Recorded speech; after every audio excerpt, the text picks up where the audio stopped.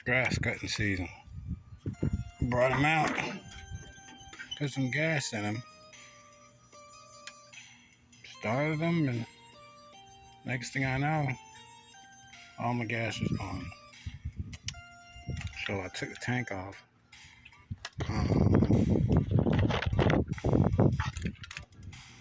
Added this to the end of the hose on the tank. Put some fluid in it. There's no leak. But holy,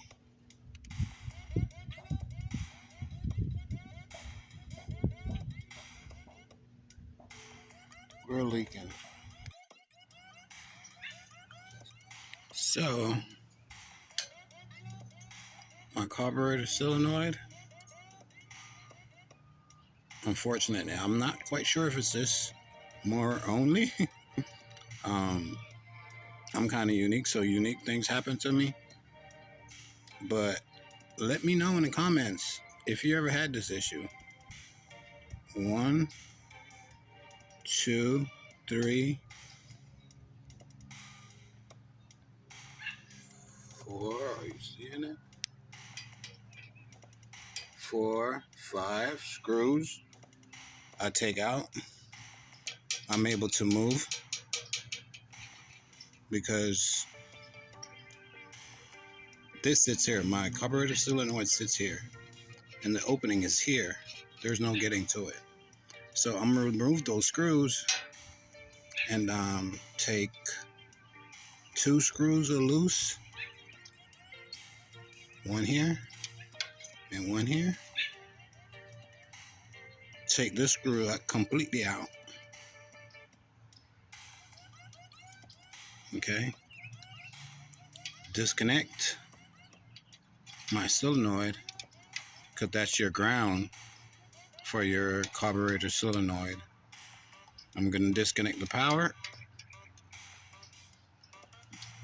Once these 2 screws are off, it's easy to take these off so you don't break the plastic. I'll check back in with y'all. And y'all hear these 2 birds? I have all my tools down I'm there. thinking they want. I think that's 8, 10, and 13. I got 3 13s here. 10, 10, 8, and these 2 are also 10 millimeters. So I'm gonna take it off, and when I'm fixing my issue, I'll tell you what my issues are.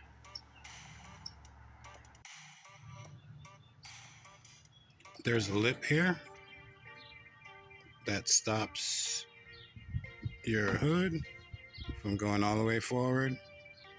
It also stops it from going all the way down to here. There's a space in between. Yeah, see that?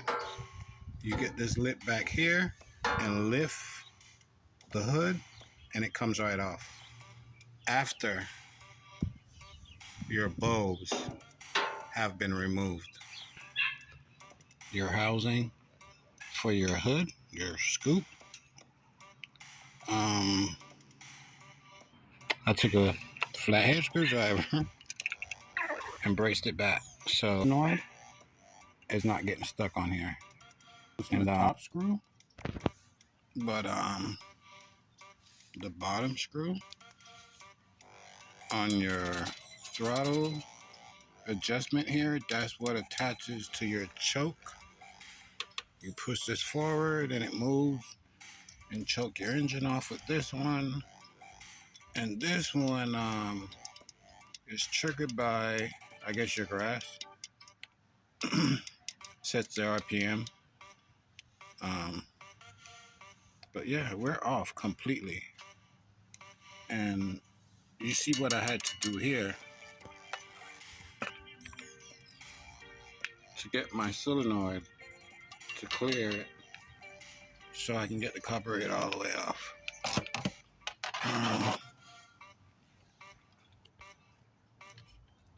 I gotta try to make it possible. Whew. To show what I'm doing somehow, because I need my hands. All I got is my hands, so I give y'all my hands. I ain't got nothing left, but there's 2 screws underneath your solenoid,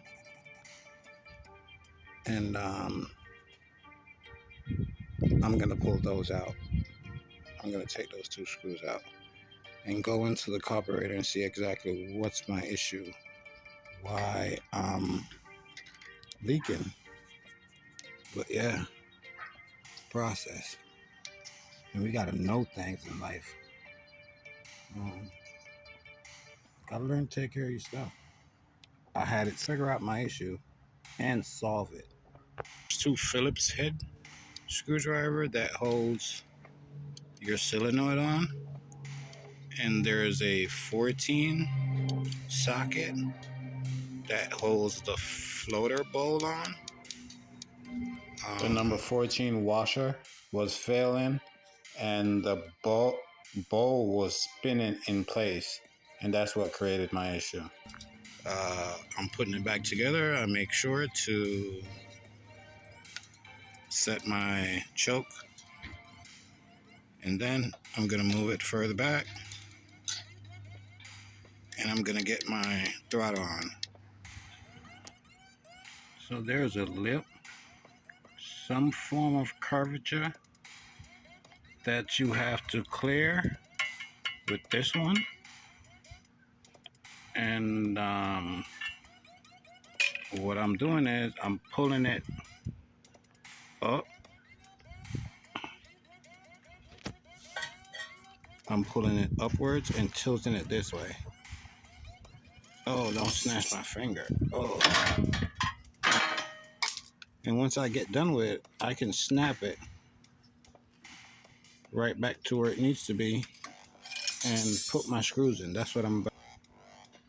Anybody else know a better way to do this other than taking the whole motor off to get your carburetor off? Put it in the damn comments. I'd like to find out, because I've been doing this for a while and I'm used to getting it done, so I'm gonna do it. But if there's a better way, I'd like to know. Empower me, just like I try to empower y'all. Takes 4 nuts and 2 bolts. Those 2 bolts and those 4 nuts to put your cover in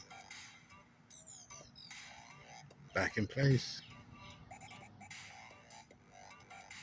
It's coming back together, y'all.